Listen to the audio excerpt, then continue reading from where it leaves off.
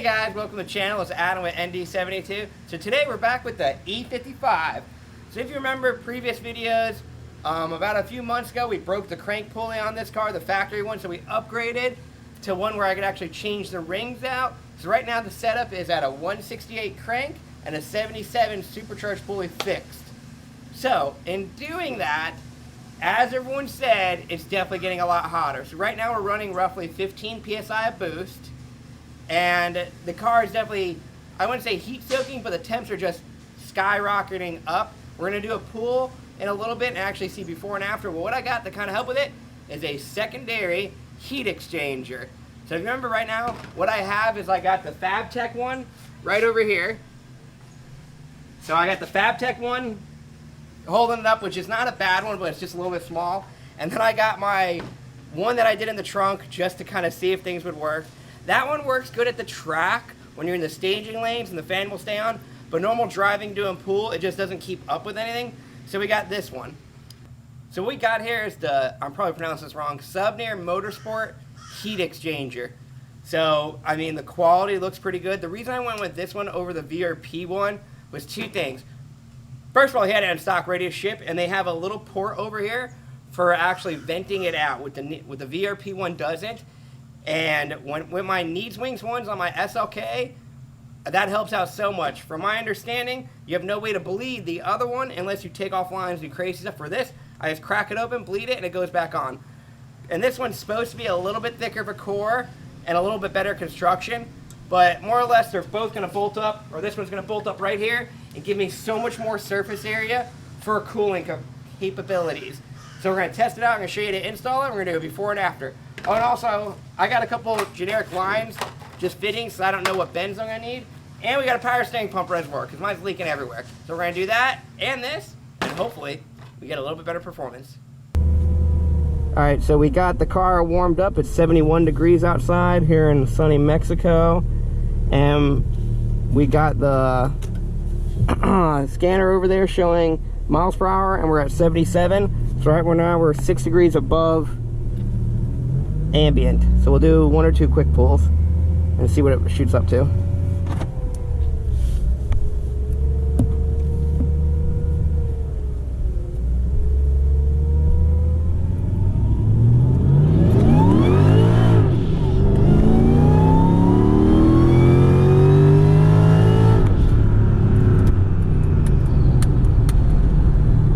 All right, what did it shoot up to?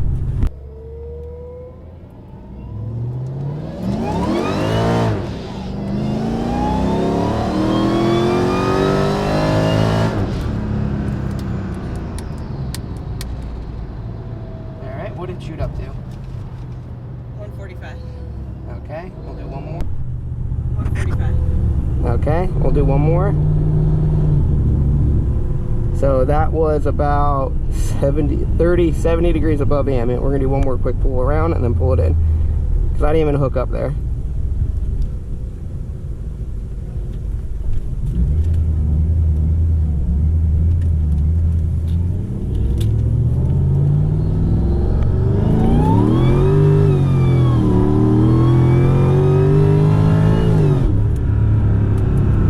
What did we hit there? Huh? 154. Alright, we did 154. Alright, let's pull this back in. 54. Alright, we did 154. Alright, let's pull this back in.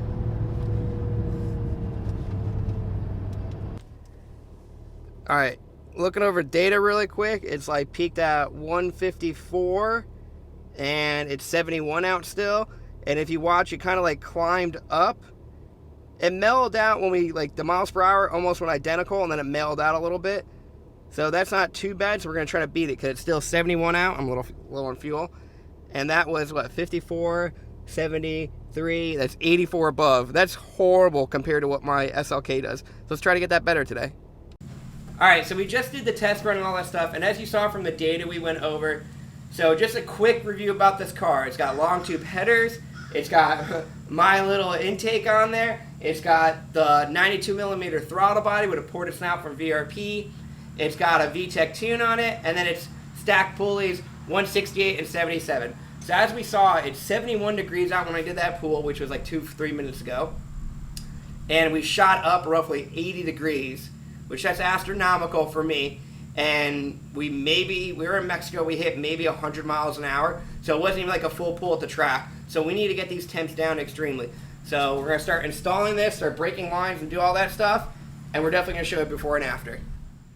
Alright, so step one to install this, you got to take these off. I'm missing one or two, but they're just 10 mils.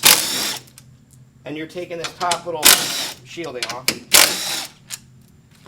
I swing that over. Oh, we got one more over here. So you take these, and they are different sizes. I kind of remember where they go, but just put them where you need to know. And then this piece will pop off. The little radiator cap, or the radiator plugs, make sure you don't lose them, because they will sit right into here. Alright, now we got to remove this out of the way to fit the heat exchanger. So it feels like it's just two 10s right here. So I'm going to go get my ratchet and start getting them off.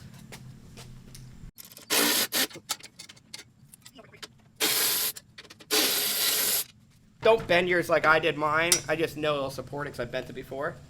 And as you can see now, this should, which way to go, fit in there pretty nicely.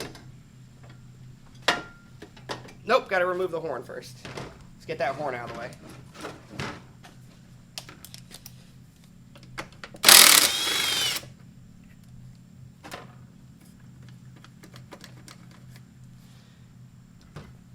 Come on, you piece of shit. Ah! Horn swung out of the way. Now let's see if this will fit. We're going to have to move some stuff around.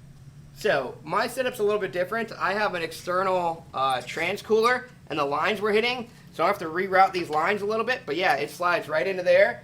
And it's a little bit snug. Everything should shut, but I'm going to have to get some self-tappers. Also with mine, I have the headlight washers, which I think a lot of people, make sure you put it under there. So it looks like if you can see right here, I just do some self-tappers, or you could drill and nutsert it, and then it sits right in there, and then you just have to run all your lines up to here. That's going to be the annoying part. But also what we got to do, I got to look up, but I got to figure out the hood latch goes over here too. So let me think about how to get that one on there. Word of advice, you know how I bent that thing out? Don't do that. That was my stupidity, so I've been doing it all the time. So if you can see what I did bending it out, I tweaked this. So now it won't go in properly. So we're going to throw it in the handy dandy device and bend it right back, and hopefully I don't snap it or we're going to be hurting. Oh yeah, oh yeah. Now let's go test. Alright, so we bent it back. So we're going to see if it fits now. So, step one, you're going to put your little bolt there.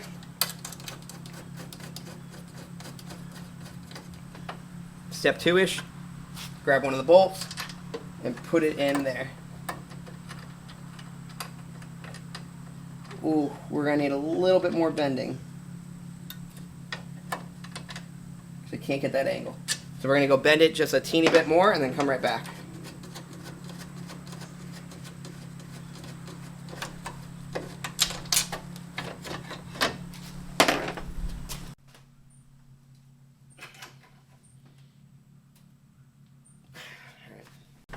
Round 38.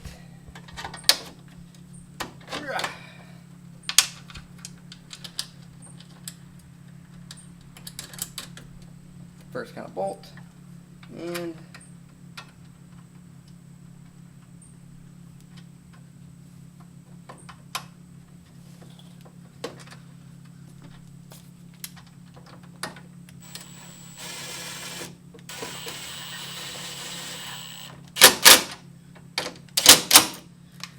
okay, bolts up now from there. So even without the self-tappers, this holds on pretty good because we didn't bolt it in down there yet.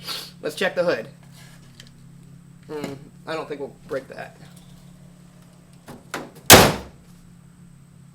Like a glove. And if you look, right here, look into the grill. Can you see in the grill? You can kind of see it, so it looks kind of cool. Now that was the easy part. Now let's get it all back up and do the lines. So here is kind of like my other makeshift, a lot of little zip ties of my pump. So here's my other heat exchanger. So we're basically just going to try to go off of that one. Oh, that works pretty good. And so we're going to break the line somewhere. I'm going to have to think about it a little bit. And then we'll joint it because it's got to go straight up through here roughly. Which that part's going to suck a little bit. So we'll see what hose we need and everything. We'll go from there. Alright, so what we did is we got the hoses over here. So how I'm gonna route mine, I don't know if I'm doing it the best way or anything, but generic, I have my secondary pump up here that you're gonna have going through the intercooler down here, go over here more or less, and then go through that pump, and then shoot it into here. So I got my 3/4 lines. What I'm gonna do is the feed from the pump is gonna be my bottom, and then going to the supercharger is gonna be my top. Someone make a comment below if I got it wrong, because I can always whip it, but here's my theory. It's gonna shoot through the bottom, go in, cooling, and then it'll come over here where I can bleed it. If I do it with the charge from the top, I think it's just shooting over here, and when I try to bleed it, it might not actually bleed it, it'll just bleed the pressure coming through there. So that's my theory. I don't know if it's true or not, but let's see. So I got my 3/4 inch hoses. Other recommendation, do you see how I kind of got it installed? It's almost going to be impossible for me to take those lines off. So what I'm going to do is I'm going to take it and swing it up, and then put the lines on, just like that, and then put it back. All right, so we got it kind of wired up. As you can see, I got it coming down. Don't mind all my little 90s. We got it coming down from the pump. So the pump will basically be fed in from over here, shoot it into the bottom, and then this one goes right up to the supercharger. I didn't have the right fittings, and neither did the auto parts store, so this will do for temporary. But it still fits up there pretty sneaks. No bends, no nothing crazy. It's all pretty free-flowing, and I'll show you what the top looks like. So we got it snuck. Let me see the light real quick. We got it snuck down there, which is like the perfect hole. No weird bends, no nothing crazy like that. I still got to put one more fitting up there. I just got to pull it up. And then we got the latch all there. And the last thing is just self-tappers right in there. And then this will be all mounted. We'll make sure it can close. All right, since now we got it all plumbed, we're going to securely mount it with the self-tappers. So I got a few of these self-tappers. It's the easiest way I'm going to do it. They got little rubber insulators on it and little washers. So I'm just going to take my handy-dandy gun. Make sure this is pretty much lined up. And then slam it in. Seconds with self-tappers. Now I grab the second one.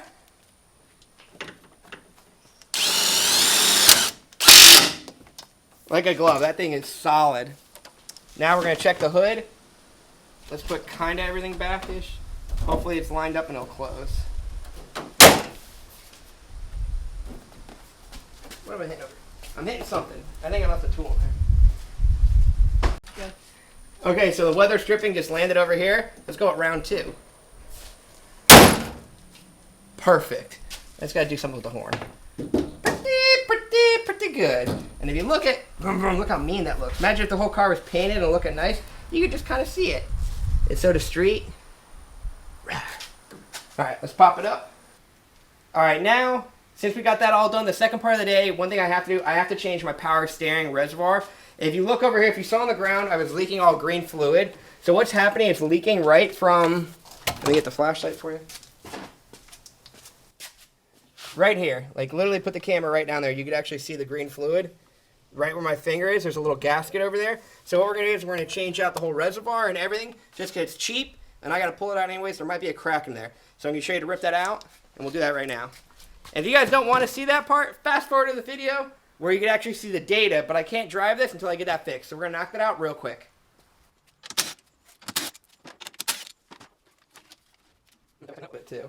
So this is pretty easy. There's a few other ways to do it. I remove the fan and remove all the cooling stuff just to get access to that. So we're going to knock that out. So to remove the fan, pretty straightforward. Pull clip. Pull clip.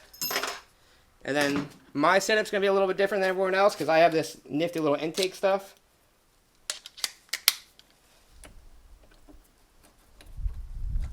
Unscrew. Undo that line for the battery, or not for the battery, for the fan. And then how I built my setup, you can just twist it, and that piece comes right out. Definitely got to pick that back up. But then you lift that out. That's my whole intake. Now look how much room for accessories I got to play and do whatever I want with.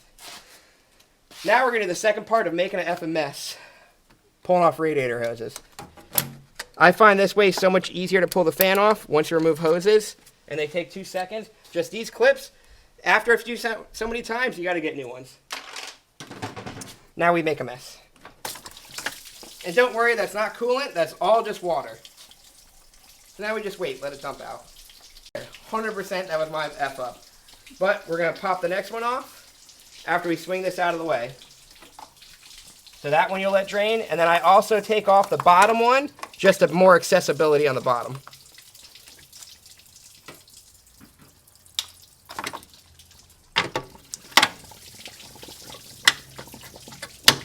Stick.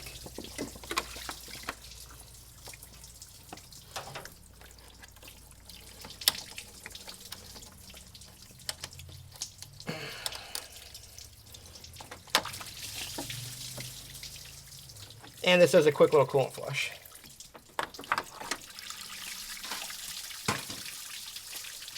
Now that you got those out of the way, this fan, you can actually swing it out that way. Oh, let me get it out of that groove.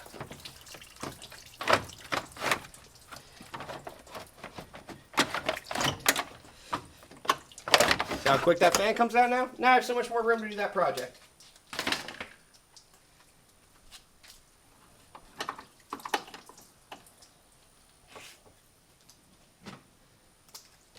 And then we're going to snap this other one out over here. Since I already opened up the cooling system, I'll just keep going.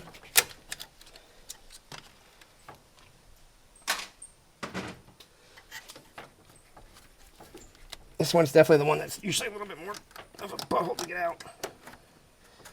Okay. Alright, that way we can swing that one out of the way.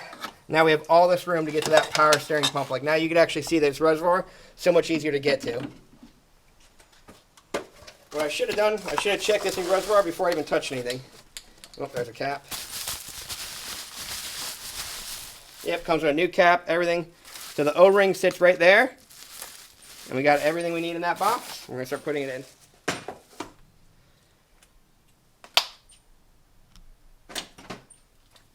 So you're going to undo the line right back here.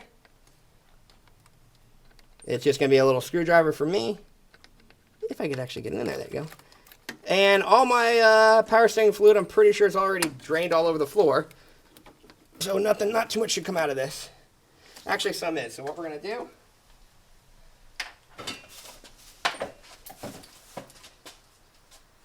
from your factory pump, for your factory little reservoir it comes with for the new one, just use that plug. If it'll actually work. There you go. See? That'll keep you from saving a mess if you didn't already dump it out. So almost all these reservoirs come with new plugs. So you just plug it up. And then the next part's the crappy part.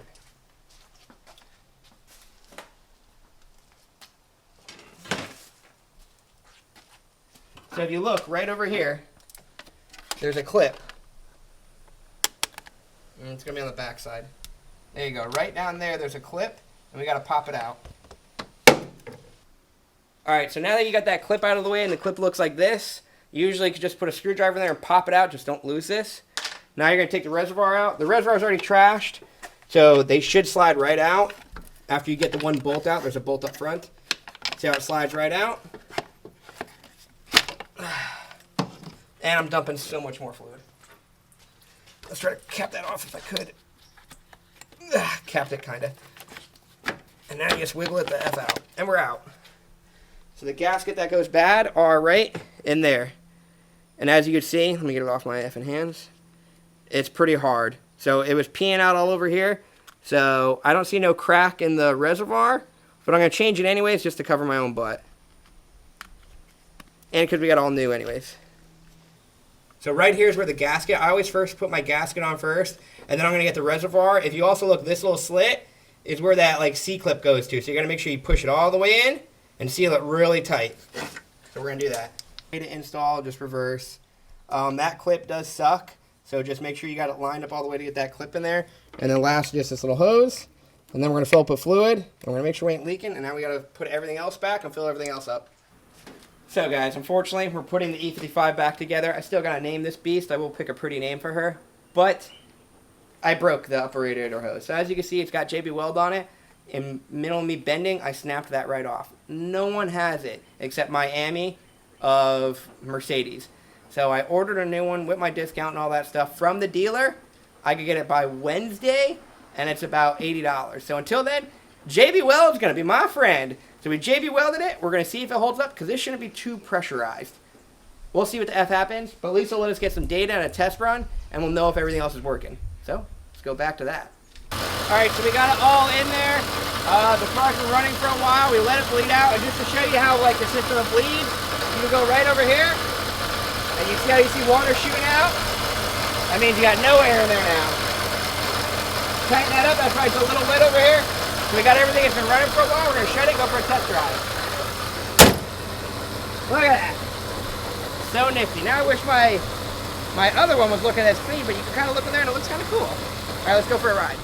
All right, so as you can see on the camera, we're starting, it's 83 degrees out ambient temperature, and we are at 84.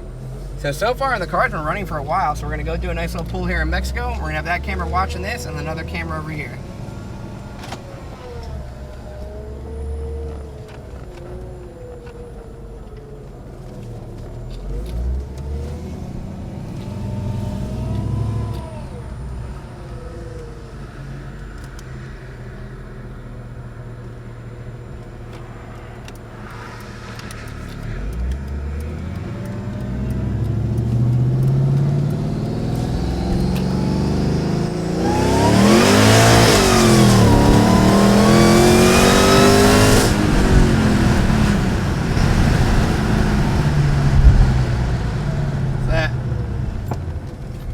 What did we hit on that one? 152. Okay, so it stayed lower, right? Yeah.